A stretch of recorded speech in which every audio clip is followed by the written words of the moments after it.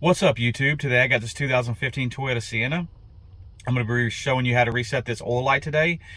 Anyways, if you haven't subscribed to my channel, please subscribe. Take a moment to hit that subscribe button. It costs you nothing. It's free.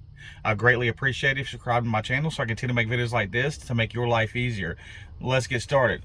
Now, the first thing you're going to do, this is push button start, is you're going to turn your key on, engine off, to where the message center lights up. And you're going to push your odometer trip button.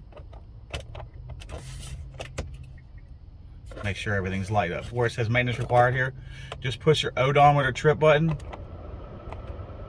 till it's on trip A. Now turn the car back off. Now hold your trip button, push it in, then turn the car back on again. Cycling the button a couple times. See those little dashes? When they disappear completely, it's going to be reset when it hits 0.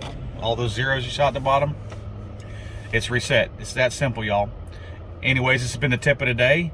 Like I said, y'all please check like down below. Y'all please subscribe. Have a good day. Peace out, YouTube.